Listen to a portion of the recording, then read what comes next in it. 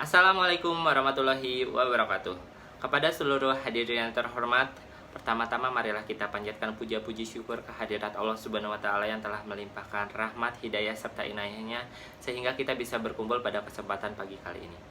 Berdirinya saya di sini, saya Adi Farevan Febriansyah dengan NPM 192030094, mahasiswa Hubungan Internasional tahun 2019.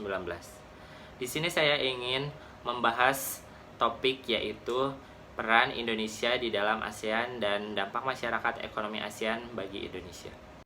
Namun sebelum itu alangkah baiknya kita berkenalan dulu dengan istilah ASEAN. ASEAN adalah singkatan dari Association of Southeast Asian Nation yang kita sebut juga dengan ASEAN.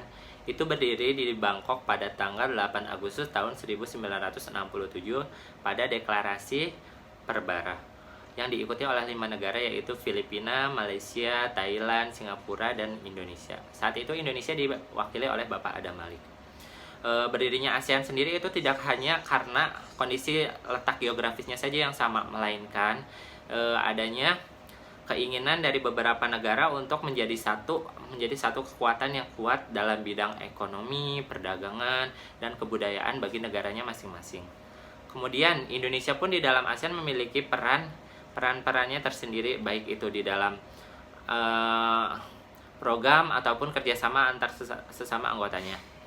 Contohnya Indonesia pernah dipercaya menjadi tuan rumah konferensi tingkat tinggi yang pertama yang diselenggarakan di Bali pada tanggal 23 sampai 24 Februari tahun 1976.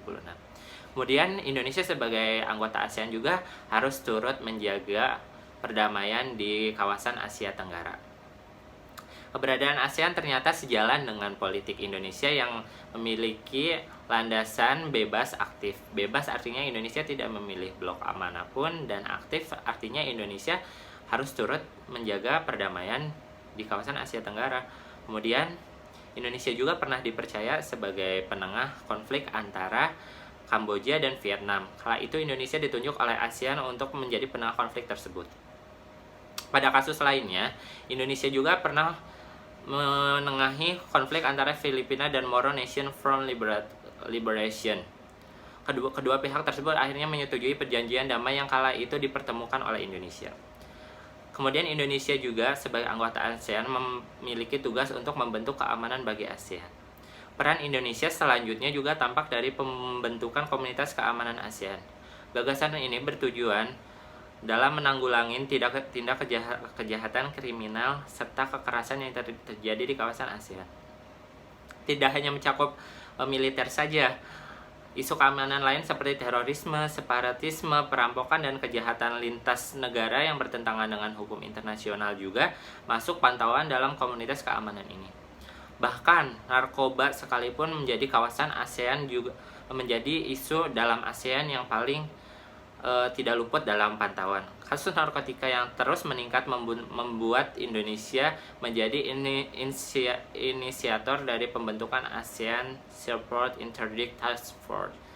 Indonesia memiliki peran untuk menjadikan pelabuhan sebagai daerah perbatasan dalam pengawasan narkotika dan prekursor narkotika.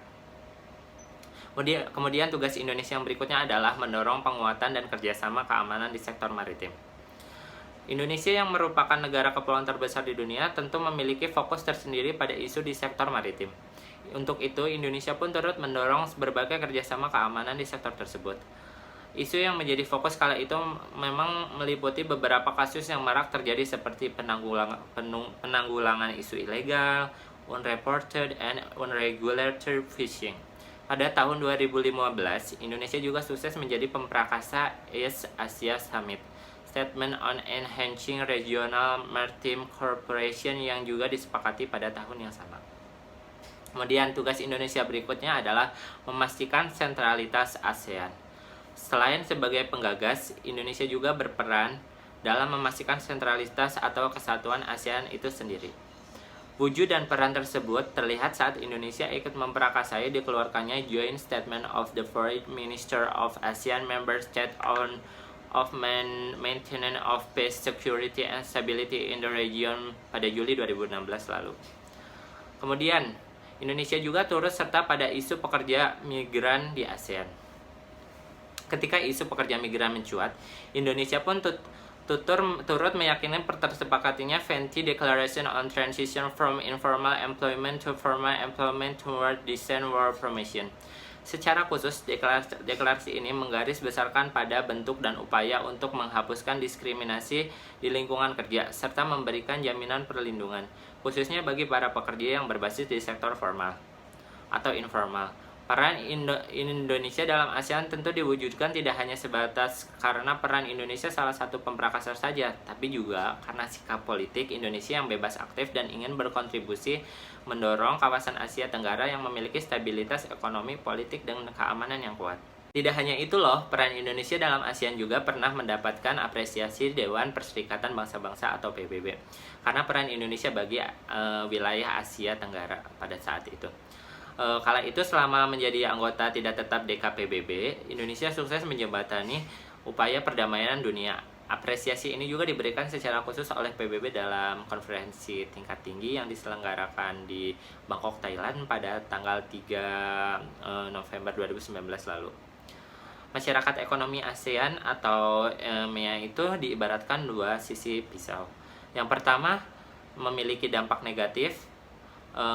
Apabila kita tidak siap dengan adanya masyarakat ekonomi ASEAN di negara kita, maka akan timbul dampak negatif. Kemudian ada juga dampak positif. Dampak positif dari adanya masyarakat ekonomi ASEAN di negara kita, kita dapat memajukan kesejahteraan rakyat kita. Oke, kita sekarang mari kita bahas dampak positif terlebih dahulu. Dampak positif dari adanya masyarakat ekonomi ASEAN di negara kita yang pertama adalah yaitu kegiatan produksi dalam negeri yang menjadi meningkat secara kualitas dan kuantitas, itu pastinya.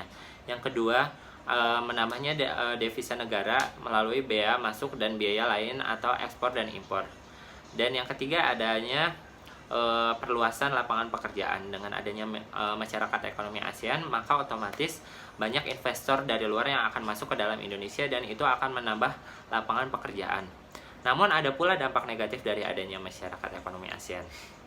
Yang pertama, adanya orang lain tuh dapat dengan mudah mengeksploitasi bangsa kita. Persaingan yang ketat, dan jika masyarakat kita kalah dalam bersaing, akan menimbulkan pengangguran yang makin merajalela dan kemiskinan akan semakin banyak juga. Untuk menangani hal tersebut, menurut saya dengan cara meningkatkan kepercayaan kepada masyarakat terhadap produk dalam negeri. Meningkatkan mutu dari barang yang dibuat oleh masyarakat kita dengan cara setiap barang yang akan diekspor harus lulus dalam penyeleksian atau pengujian yang ketat. Dan setiap pelaku usaha dan jasa harus meningkatkan kualitas dan membuat produk yang dibuat agar dicintai oleh konsumen. Oleh karena itu, marilah kita menjadi bangsa atau masyarakat yang baik, yang mau bekerja keras untuk kepentingan bangsa kita, agar kita tidak dieksploitasi oleh bangsa lain. Kemudian kita juga harus senantiasa belajar dan terus belajar agar terus mendapat ilmu yang bermanfaat bagi kita ke depannya, agar tidak kalah juga dengan bangsa lain. Sekian pidato dari saya. Mohon maaf bila ada salah-salah kata atau salah-salah perbuatan yang tidak berkenan di hati saudara sekalian. Billahi taufiq wal hidayah. Wassalamualaikum warahmatullahi wabarakatuh.